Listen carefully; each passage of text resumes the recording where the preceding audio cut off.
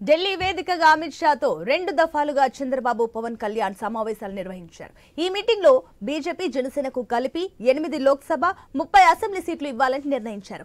8 లోక్సభ సీట్లలో బీజేపీకి 6, జనసేనకు 2 చోట్ల సర్దుకోబోతున్నాయి.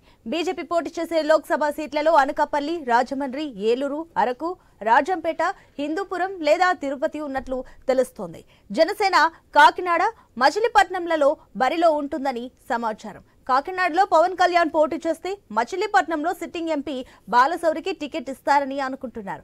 ఇక స్పష్టత రావాల్సిందల్లా అసెంబ్లీ సీట్లపైనే. ఏ పార్టీ ఎక్కడ పోటీ చేస్తుంది అన్నది తెలియాల్సి ఉంది.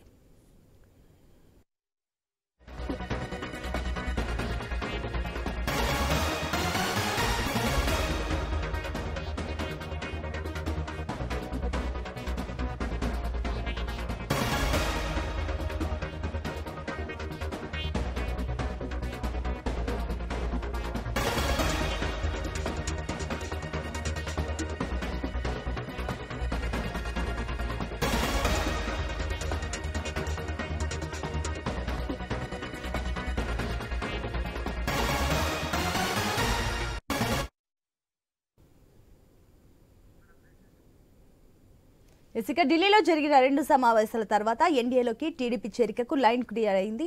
అమిత్ షా ఆహ్వానానికి చంద్రబాబు కూడా ఓకే చెప్పేశారు. ఈ నెల 14న జరిగే ఎన్డీఏ సమావేశానికి టీడీపీ హాజరు కాబోతుంది. సో మొత్తం మీద దీనికి సంబంధించి మరిన్ని డీటెయిల్స్ రాజమండ్రి నుంచి మా ప్రతినిధి గణేష్ అందిస్తారు.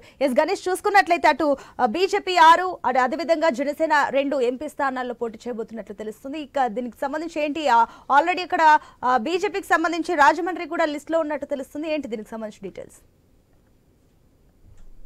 పవన్ కళ్యాణ్ ఈ ఉమ్మడి జిల్లా నుంచే బరిలోకి దిగేటువంటి అవకాశాలు కనిపిస్తున్నాయి. ఎందుకంటే అమిత్ షా పవన్ కళ్యాణ్ ని కాకినాడ పార్లమెంట్ నుంచి పోటీకి దిగాలని సూచించినట్లుగా తెలుస్తుంది. కాకినాడ పార్లమెంట్ నుంచి పవన్ కళ్యాణ్ దిగితే కాకినాడ పార్లమెంట్ పరిధిలో ఉన్నటువంటి 7 నియోజకవర్గాలు, కాకినాడ సిటీ, కాకినాడ రూరల్, తుని, పిఠాపురం, పెద్దాపురం, పత్తిపాడు, ఇలా మరొక నియోజకవర్గం, మొత్తం 7 నియోజకవర్గాల మీద ప్రభావం ఉంటుంది అని చెప్పి అమిత్ షా సూచనలతో పవన్ కళ్యాణ్ ఈ నిర్ణయం తీసుకున్నట్లుగా తెలుస్తుంది. గత ఎన్నికల్లో ఇక్కడ వైఎస్ఆర్సీపీ పార్లమెంట్ కాకినాడ గెలుచుకోవడం జరిగింది. వంగా గీత సిట్టింగ్ ఎంపీగా ఉన్నారు. అయితే ఆమెకు పిఠాపురం ఇన్ఛార్జ్ గా సీఎం జగన్మోహన్ రెడ్డి ఇచ్చారు. అయితే ప్రస్తుతం కాకినాడ వైసీపీ నుంచి చలమశెట్టి సునీల్ బరిలో ఉండడం జరిగింది. ఆయన 3 దఫాలుగా వివిధ పార్టీల నుంచి ప్రాతినిధ్యం వహిస్తూ ఓటమి పాలయ్యారు. ఈసారి 4వసారి ఆయన ఎన్నికల్లో గెలిచేందుకు సిద్ధంగా ఉన్నారు. అయితే సింపతి ఓట్లు వస్తాయని చెప్పి సునీల్ ఆశాభావంతో ఉన్నటువంటి తరుణంలో ఇప్పుడు రంగంలోకి పవన్ కళ్యాణ్ వస్తున్నటువంటి క్రమంలో సునీల్ కి ఇది ఒక సవాల్గా మారేటువంటి అవకాశం కనిపిస్తుంది. పవన్ కళ్యాణ్ కూడా ఇది ఒక సవాల్గా తీసుకుంటున్నారు. ఎందుకంటే గత ఎన్నికల్లో 2 అసెంబ్లీ స్థానాల్లో, అటు భీమవరం, గాజువాక 2 అసెంబ్లీ స్థానాల్లో పవన్ కళ్యాణ్ ఓటమి పాలయ్యారు. ఈసారి కూడా భీమవరం నుంచి లేదా పిఠాపురం నుంచి బరిలో ఉంటారని చెప్పి ఎక్స్పెక్ట్ చేశారు. కానీ దానికి భిన్నంగా పవన్ కళ్యాణ్ కాకినాడ పార్లమెంట్ నుంచి బరిలోకి దిగబోతున్న సంకేతాలు కనిపిస్తున్నాయి. ఖచ్చితంగా లోక్సభకు ప్రాతినిధ్యం వహిస్తే దాని ద్వారా కేంద్ర కేబినెట్ లో కేంద్ర మంత్రిగా పదవి బాధ్యతలు స్వీకరించవచ్చన్న ఆలోచనలో జనసేన, అదేవిధంగా బీజేపీ పెద్దలు ఉన్నట్లుగా సమాచారం అందుతోంది. అయితే బీజేపీ 400 స్థానాలు, పార్లమెంట్ స్థానాలు గెలవాలన్న లక్ష్యంతో దేశవ్యాప్తంగా వ్యూహాత్మకంగా అడుగులు వేస్తోంది. దాంట్లో భాగంగానే కలిసి వచ్చేటువంటి పార్టీలను ఇప్పటికే మహారాష్ట్రతో పాటుగానే బీహార్, ఒడిశా, ఆంధ్రప్రదేశ్ లో టీడీపీ, జనసేన ఇలా పలు రాష్ట్రాల ఉన్నటువంటి స్థానిక పార్టీలతో మంతనాలు జరుపుతోంది. ముఖ్యంగా మనం చూస్తే ఆంధ్రప్రదేశ్ లో 25 పార్లమెంటు స్థానాలు ఉంటే అందులో 6 పార్లమెంటు స్థానాల్లో ఈ టీడీపీ, జనసేన, బీజేపీ పొత్తులో భాగంగా బీజేపీ ఆశిస్తోంది. అరకుతో పాటుగానే విశాఖపట్నం, రాజమండ్రి, నరసాపురం, తిరుపతి లేదా రాజంపేట, హిందూపూర్ ఈ పార్లమెంటు స్థానాలను బీజేపీ ఆశిస్తున్నటువంటి క్రమంలో నాయకులను, అంటే గతంలో తెలుగుదేశం పార్టీ నుంచి బీజేపీకి వెళ్లారు, వారికి కాకుండా బీజేపీలో ఎప్పటి నుంచో పనిచేస్తున్నటువంటి నాయకులకే ప్రాధాన్యత ఇవ్వాలని చెప్పి బీజేపీ వ్యూహాత్మకంగా అడుగులు వేస్తుంది. ఒకవేళ మళ్ళీ టీడీపీ, బీజేపీ మధ్య గతంలో వచ్చినటువంటి విభేదాలు వచ్చిన క్రమంలో మళ్ళీ బీజేపీ, టీడీపీ నేతలు వెనక్కి టీడీపీకి వెళ్లకుండా అమిత్ షా, జేపీ నడ్డా ఈ స్థానికంగా ఉన్నటువంటి నేతలకే టికెట్ ఇవ్వాలన్న యోచనలో ఉన్నారు. ముఖ్యంగా రఘురామకృష్ణరాజు నరసాపురం నుంచి టికెట్ ఆశిస్తూ ఉన్నారు బీజేపీ నుంచి. కానీ రాష్ట్రంలో ఉన్నటువంటి బీజేపీ పెద్దలు మాత్రం కృష్ణంరాజు దివంగత నేత, అతని భార్యకు టికెట్ ఇవ్వాలన్న డిమాండ్ ను అధిష్టానం ముందుచ్చినట్లుగా సమాచారం అందుతుంది.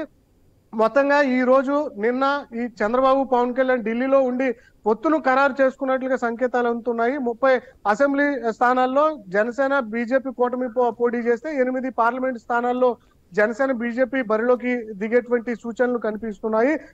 గణేష్ మరోపక్క చూసుకున్నట్లయితే అటు ఏదైతే సీఎం అభ్యర్థిగా జనసేనాని నిల్చోవాలంటూ కూడా చాలా మంది జన సైనికులు దీనికి సంబంధించి నానా హైరాణ చేశారు. ఇప్పుడు ఏదైతే కేంద్ర మంత్రి హోదాలో పవన్ కళ్యాణ్ నిల్చోవాలని అమిత్ షా సూచన మేరకు అడుగులు వేస్తున్నట్లు తెలుస్తుంది. మరి ఈ సంఘటన పైన అటు రాజమండ్రిలోని జన సైనికులు ఏ రకంగా రియాక్ట్ అవుతున్నారు? ఉమ్మడి తూర్పుగోదావరి జిల్లాలంటే పవన్ కళ్యాణ్ అంటే ఒక క్రేజ్ ఉంటుంది. దాంతో పాటుగానే కాపు సామాజిక వర్గ పరంగా పవన్ కళ్యాణ్ కి ప్లస్ అయ్యేటువంటి అవకాశాలు ఉన్నాయి. ముఖ్యంగా గత ఎన్నికల్లో చూస్తే కాకినాడ పార్లమెంటు బరిలో జనసేన అభ్యర్థికి 132,000 ఓట్లు వచ్చాయి. అప్పుడు తెలుగుదేశం పార్టీ జనసేన విడివిడిగా పోటీ చేయడం జరిగింది. వంగగీతకు 5,37,000 ఓట్లు వస్తే టీడీపీకి 5,11,000 ఓట్లు రావడం జరిగింది.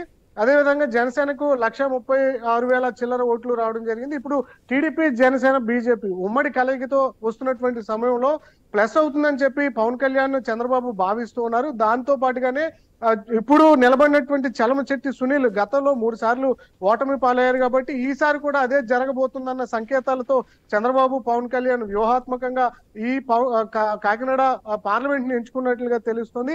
మనం చూస్తున్నాం కాకినాడలో ఎక్కువగా కాపు సామాజిక వర్గ నియోజకవర్గాల్లో ఎక్కువగా ఉంటుంది. ముఖ్యంగా పిఠాపురం నియోజకవర్గం ఒక్క నియోజకవర్గంలోనే దాదాపు 82,000కు పైగా చిల్లర కాపు ఓట్లు ఉండడం జరిగింది. మిగిలినటువంటి నియోజకవర్గాల్లో కూడా ఎక్కువ సంఖ్యలో సామాజిక వర్గ ఓట్లు ఎక్కువ ఉండడంతో పవన్ కళ్యాణ్ ప్లస్ అవుతుందని భావించి అక్కడి నుంచి పోటీ చేసి ఖచ్చితంగా గెలుస్తానన్న సంకేతాలతో జనసేన వర్గాలు అయితే భావిస్తూ ప్రస్తుతం కాకినాడ పార్లమెంట్ ను పవన్ కళ్యాణ్ ఎంచుకున్నట్లుగా అయితే తెలుస్తుంది.